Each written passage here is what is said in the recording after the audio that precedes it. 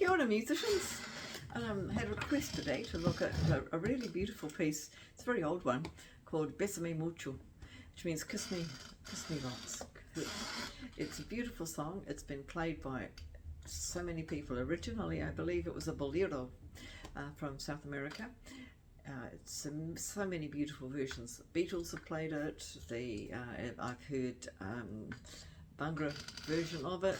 I've heard so many versions of it. I've heard a rock band doing it. Don't know how they made that work, but they certainly did. And it's a beautiful song. So thank you for requesting it. It's a lovely one to be teaching you. So let's have a look. I'm just going to give you a very basic pattern which fits the original composition, but you can play it as a rock piece, you can play it in any way you like. So it's a very, very useful song to make you think about how else you can interpret a piece besides doing it as a cover, which is how we all start out. We want to play something that sounds like exactly, pick your artist that you are listening to and enjoying at the moment. So this one, the chords I'm going to give you are in a slightly different key to a lot of the YouTube versions, but it's only the key. The chords are playable in this position. You can try using a capo to bring it up to the right tonality. So let's have a look. First of all, we're going to just have a look at a rhythm to play it. So it's a bass note and then top string.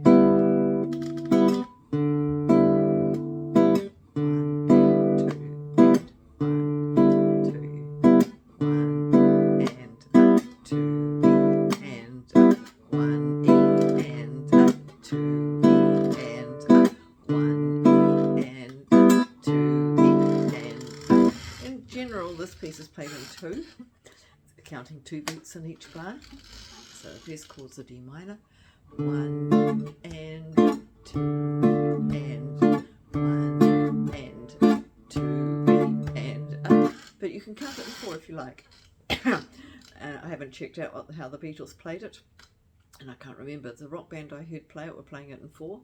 So 2 and 4, there's a obvious correlation there between the 2 time signatures. To play it authentically, you would count it in 2. So let's have a look at the chords. So we have D minor, 1st fret on the 1st string, 2nd fret on the 3rd string, 3rd fret on the 2nd string.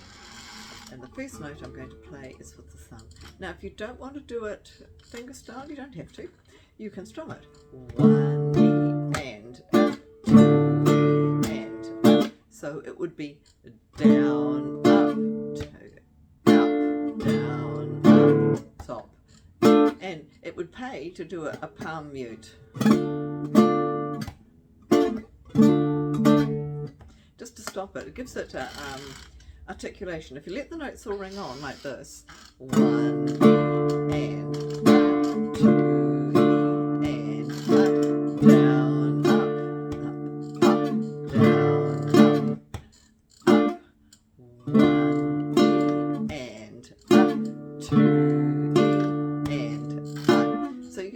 To play fingerstyle unless you want to expand your technique or develop your playing.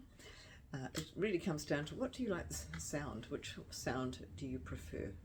For me, whichever you choose to do strumming, do it as a heavy metal piece, whatever, it's fine how you want to choose to play it. All these ideas are valid, but I would put the palm mute in, but that means using the back of your palm of your hand just to stop the strings. And it gives it a percussive effect. It gives it a certain rhythmic definition and a drive that's going to match the way the lyrics are moving. 1 and up, 2 and up, 1 and up, 2 and up. So down, up, stop.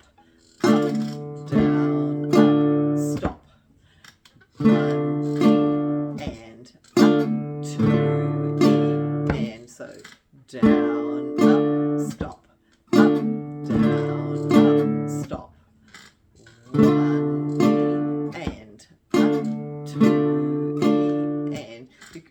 flash, you can even make sure you get the strings to hit the fingerboard and you get a kind of a click. Doesn't work quite so well depending on how you're amplifying it. Sometimes the pickups you've got in your instrument, if you're using an instrument with a pickup, are designed not to actually catch that sound, which can be annoying if you want it. So let's have a look at the chords again. So D minor is this little triad sort of, I always think of it like a little hill. First string, third string, second string, first fret, second fret, third fret. 2, 1, 2, 1 and 2 and 1 and 2 and. Next chord is G minor. Now there's various ways of playing G minor, and invariably they're a bar, or kind of. A particular voicing shape that I like when I'm recording or playing these kinds of musics is just to, rather than play a whole bar chord, 1 and 2 and rather than play a whole bar chord with an E minor shape after it, and 2 and 1 and 2, which you can do, of course you can. If you choose to do that way, it would be the third fret with a bar across, and then third and fourth fingers are going to pick the fifth string and the fourth string in the fifth fret. If you're wanting to strum all 6 strings, then you will need to do that particular voicing or fingering. A much simpler way, I think, in this context is to use fourth, third, second string. Oh dear.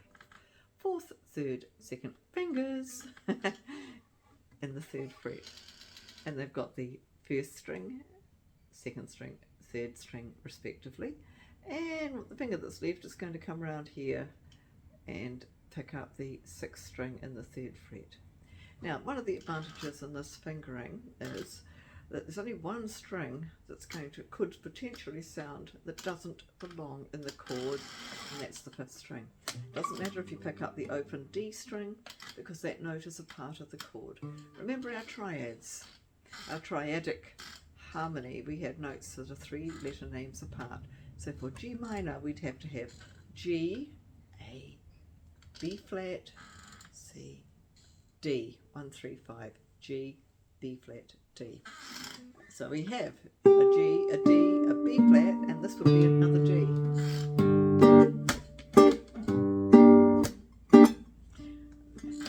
I like doing fingerstyle, especially in this style, if I'm going to play it in this style and not as a rock piece or a lambada. You could do it any way you want, because it gives me more articulation. It gives me more control over the length of the notes. 1 and I can. Oh, we won't go there. 1 and 2 and I can also make sure that the first finger is lying slightly on an angle, so it's cutting that fifth string anyway. So this is the fingering I would recommend in this context for G minor. So let's go back. D minor for two counts of 2. 1 and 2 and 1 and 2 and G minor for 2 counts of 2. 1 and 2 and 1 and 2 and now D7 for 1 count of 2. 1 and 2, 1 and yes, G minor, just checking my counting. 1 and A7. Now for this, in this context, I'm going to use this version of A7. Remember from our work when we were looking at how we made a chord into a major or a minor chord or a dominant chord. In this case, we want A7. We've got 2 dominant chords already, haven't we? We've had the D7, and now we're going to have a dominant A, D minor, for reasons that come to do with the structural harmony of the piece.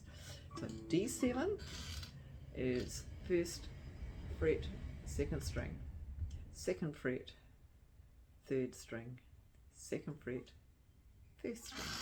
1 and 2, and, sorry, 1 and G minor, A7, which is fourth string, second fret, second string, second fret, back to D minor, and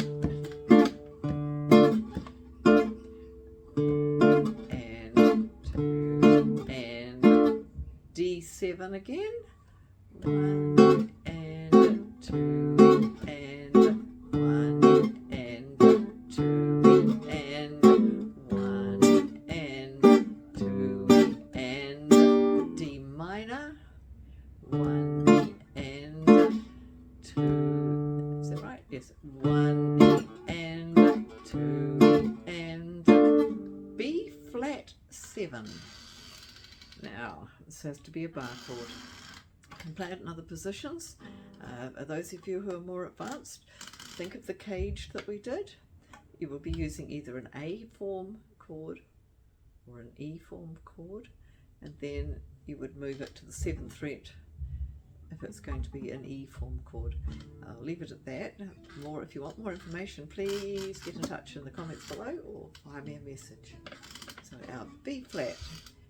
Now remember our A7 was this shape, so we can get at it this way. This can help explain how these chords function together and how they shift together. So I would change first of all using my 3rd and 4th finger, because I need my 1st finger to create a bar A.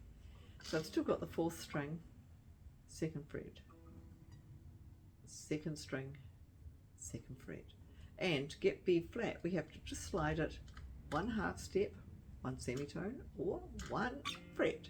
Because we've moved it, 1st finger has now to make a bar A to replace the head nut. So we're only going to do this for 1 count of 2.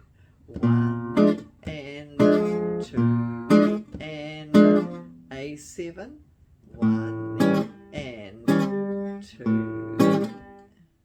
Oh, I lied. It's only 1 count of 2. 1 and 2 and, okay, sorry about that. 1 and 2 and back home to D minor. 1 and 2 and now we've got a kind of rebridge thing here, and we're going to play the G minor for 2 counts of 2.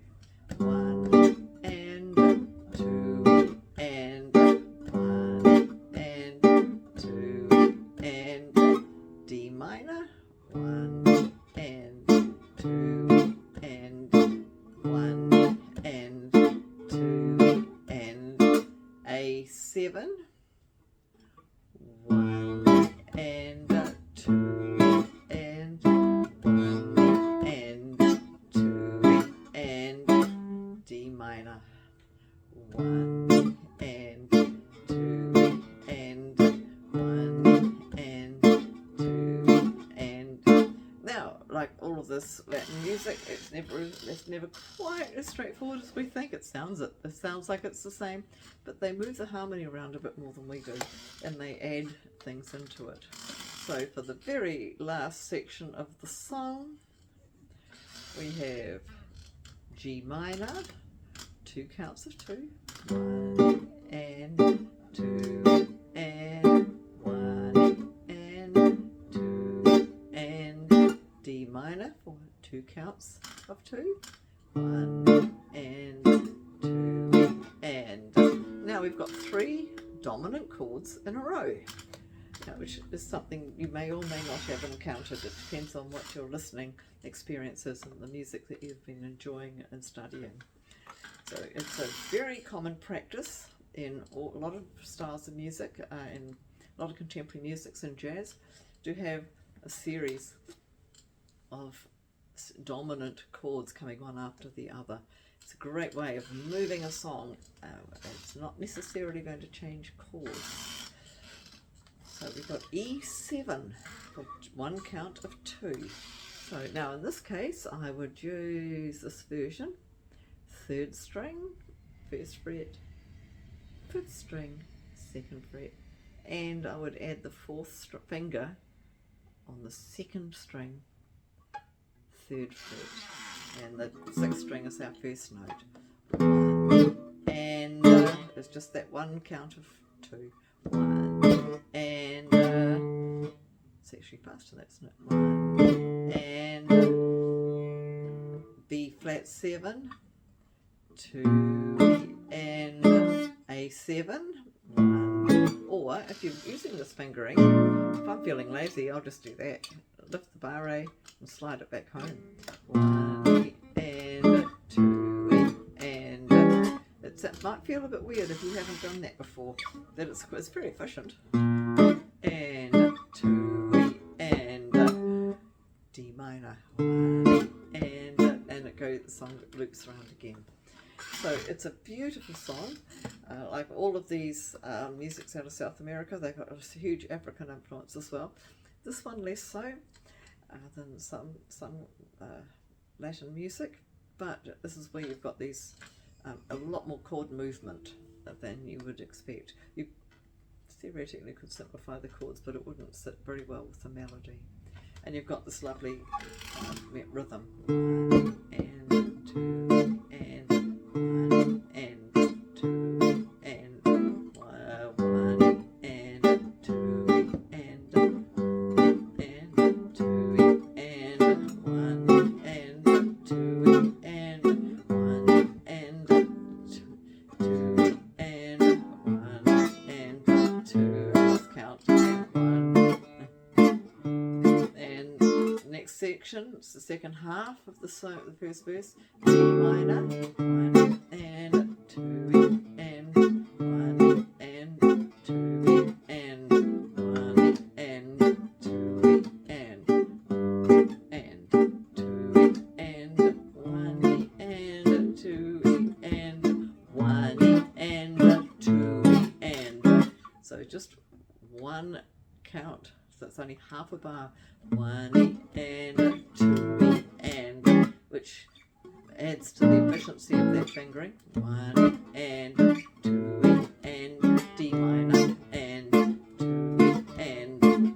Now we go to the B section, the bridge. G minor, 2 and 1 and 2 and 1. D minor, 4th string is the bass. A7, 5th string will be the bass note. 2 and 1 and 2 and D minor and 2 and 1 and 2 and G minor, 6th string. 2 and 2 and E7, 1 and 2 and 1, D minor, so B7, A7, so we had. So if you use that form of E7, that's going to make getting to the B7 easier because the 4th finger's already there. When you've got chords moving that quickly and moving in a cycle like this, you'll always find that there's notes in common or fingers that are going to guide you, fingers that stay on the string, and you just have to guide them into the new position. So B7, B flat 7, A7, back home to D minor. Now, as I say, if you want to fit this to a rhythm, if you want to play with bhangra, if you would like to play it as a, you could even play it as a waltz. 1, 2, 3, 1, 2, 3, 1, 2, 3, 1, 2, 3, 1, 2, 3. That's what I mean. Music is so open, and so much is down to your creativity and for you to play it your way and put your stamp on it. So for those of you who don't know this song well or don't know it at all, have a think how you might play it in a style of music that you really like, that's really your jam, that you, and have a go. There's no reason you can't play it as metal. You know, 1, 2, 1, 2, 1 and 2 and 2 and 1, 2, 1, 2, 1, 2. So you can do anything. So I look forward to hearing from you and seeing what you think. Once again, we've covered an awful lot of ground in a very, very short time. It's a, what is it? It's a 20-minute video, so it's not very long. And yet we've looked at different ways you might interpret it rhythmically to bring a different, play it in a different style. We've looked at the chords, of course. We looked very briefly on the sort of bolero rhythm that I'm using.